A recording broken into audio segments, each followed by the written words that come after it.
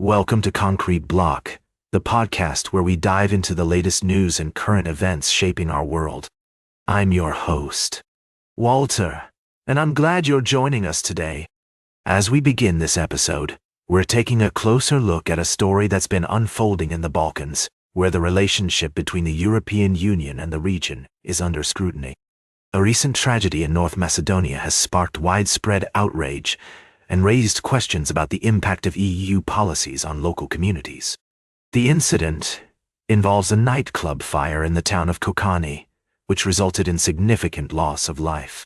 While the investigation into the cause of the fire is ongoing, many are pointing to the broader systemic issues that may have contributed to this tragedy.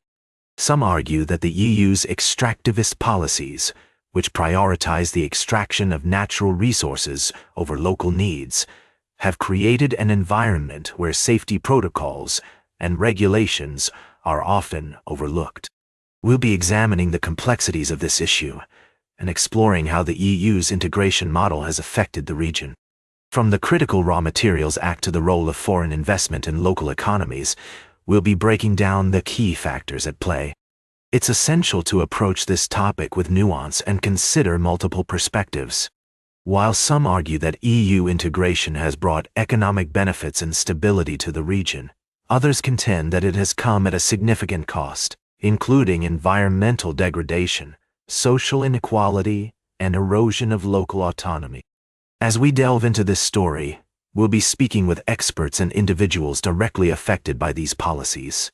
We'll also be analyzing the implications of the EU's actions on the ground and what this means for the future of the region. We strive to provide a balanced and fair discussion, acknowledging the complexities and challenges involved. By exploring this critical issue, we hope to shed light on the human impact of these policies and encourage a more informed conversation about the role of the EU in the Balkans. We'll be right back with more of today's top news on Concrete Block. Welcome back to Concrete Block. I'm your host, Walter. We're diving into a complex story that's been making waves in the world of trade and economics. The Trump administration's recent rollout of tariffs has sparked a lot of debate, with some arguing it's necessary to protect American industries and others claiming it will lead to economic uncertainty. Let's break down what's happening. The tariffs, which could potentially total trillions of dollars, have been imposed on various countries, including some of the U.S.'s closest trading partners. The goal, according to the administration, is to reduce the trade deficit and bring manufacturing jobs back to the United States. However, critics argue that this approach could lead to a trade war, resulting in higher prices for consumers and potential job losses. One of the challenges in understanding this story is the mixed messaging coming from the administration. Top aides like Treasury Secretary Stephen M. Mnuchin and Commerce Secretary Wilbur Ross have been trying to sell the tariffs as a necessary step, but their messages often seem to contradict each other. Meanwhile, President Trump has been sending his own signals, sometimes suggesting that the tariffs are negotiable and other times insisting that they're non-negotiable. It's worth noting that this issue is not just about politics. It's also about the real-world impact on businesses and individuals. Companies that rely on imported goods are already feeling the effects of the tariffs, and some are warning that they may have to raise prices or cut jobs as a result.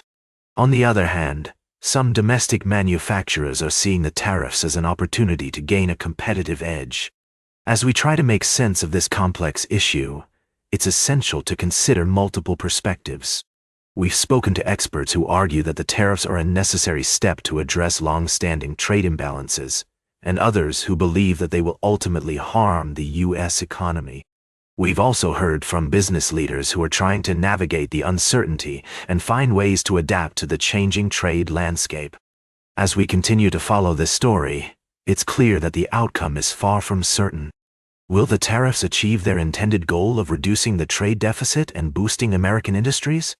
Or will they lead to a trade war and economic instability?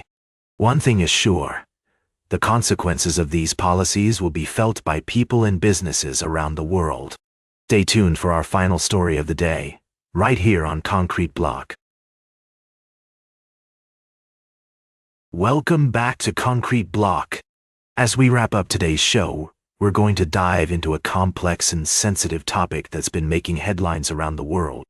The Israeli-Palestinian conflict has been ongoing for decades, with both sides suffering immense loss and hardship. Recently, the situation in Gaza has escalated, with Israel declaring an end to the ceasefire with Hamas. As the Israeli military called in reservists to return to war, a surprising trend has emerged. Many reserve troops are refusing to serve in Gaza. We're not just talking about a handful of soldiers. This is a significant number of trained officers and personnel who are choosing not to answer the call to go back into combat. To understand this phenomenon better, our correspondent in Tel Aviv spoke with 3 officers who commanded troops in Gaza during previous conflicts. They shared their frustrations with the military strategy and the moral dilemmas they faced while serving in the region. One of the officers explained that the constant bombardment and violence have taken a toll on both Israeli soldiers and Palestinian civilians. We're not just talking about a war. We're talking about a humanitarian crisis, he said. The situation on the ground is dire, and it's becoming increasingly difficult to justify our actions as soldiers. Another officer expressed concerns about the impact of the conflict on Israeli society as a whole. We're seeing a rise in extremism and polarization within our own country, she noted. As soldiers, we're supposed to protect our people, but at what cost? We're losing sight of our values and our humanity in the process. The third officer spoke about the emotional toll of serving in Gaza. You see things that no human should ever have to see, he said. The trauma stays with you long after you leave the battlefield. It's not just about winning or losing. It's about the moral implications of our actions and the impact on innocent lives. These testimonies highlight the complexities of the conflict and the difficult choices that soldiers face when serving in Gaza. It's essential to acknowledge the humanity on both sides of the conflict and to strive for a nuanced understanding of the issues at play. As we conclude this segment, it's crucial to remember that the Israeli-Palestinian conflict is a multifaceted issue with deep historical roots. There are no easy solutions or simplistic answers. What's clear, however, is that the situation in Gaza demands our attention and our empathy. That's all for today's Concrete Block. Remember to like, share, and subscribe. And until next time, stay informed.